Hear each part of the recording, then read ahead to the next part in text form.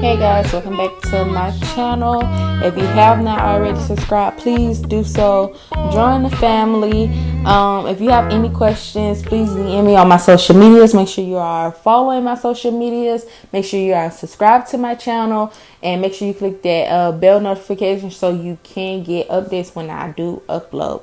Okay, so I feel like going in depth on powder to liquid ratio because I got questions on it, and I always say I'm gonna do a video on it, and I have not did the video on it because I feel like my videos have not been good enough. But I really took the time to just do this video. I did not plan on doing a voiceover for this video, so please work with me, okay? All right, it is very important on understanding powder to liquid ratio, because if you do not properly apply acrylic near the cuticle area, it can cause lifting. It can cause a bacteria to grow on your nails. You can cause greenies. You can cause just overall making your work look like trash.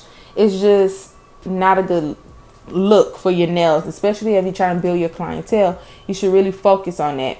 So right now in the video, I'm just mixing up my acrylic. That is, if you let your acrylic sit, especially overnight, then you start to use it in the morning, or you have a client, it will be compact and just have sunk to the jar shape, you know? So you need to loosen up that powder.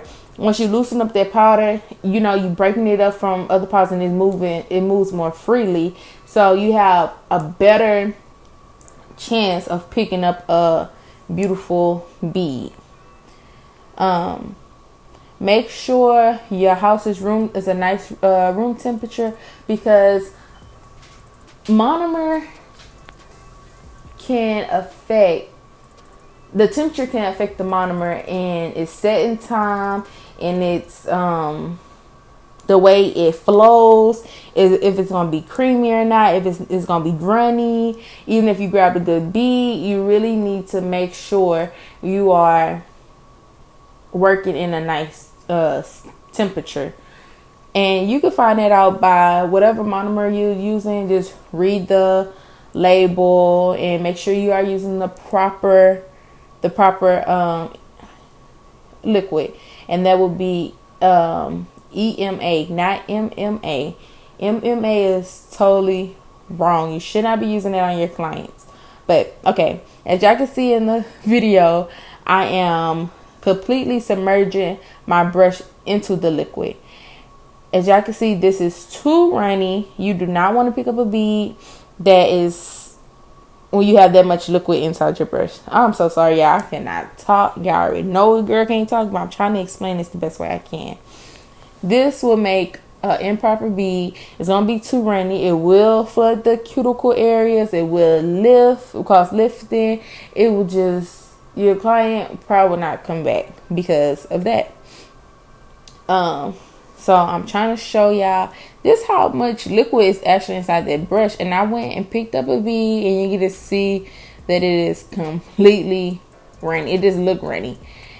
And when I tap the newspaper, do you see how much liquid is releasing off my brush? You do not need that much liquid on your brush. That's just totally unacceptable. If you hit your napkin and that much liquid comes out of your brush, you know you just pick up too much liquid.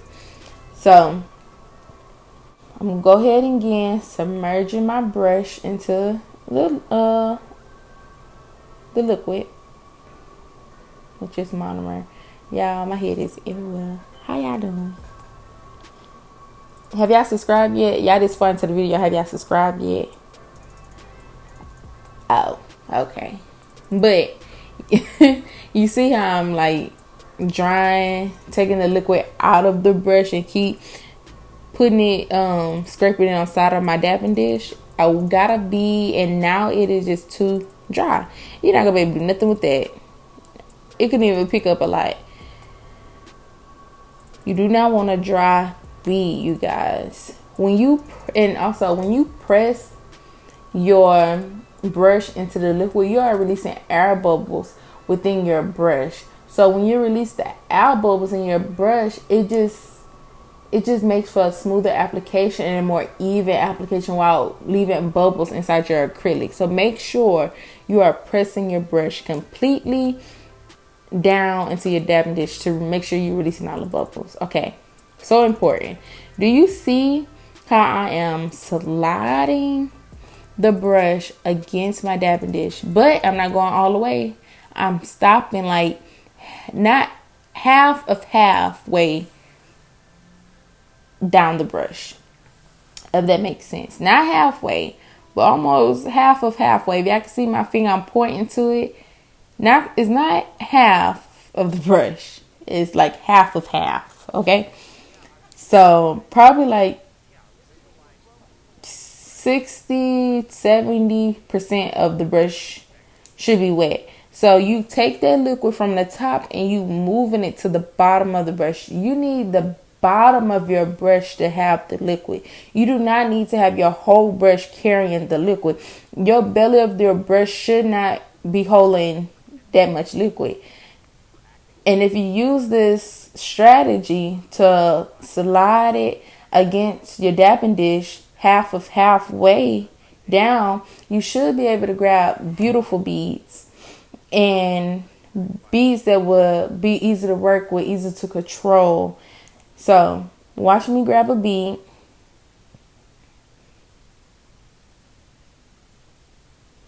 Perfect beading. Do y'all see that?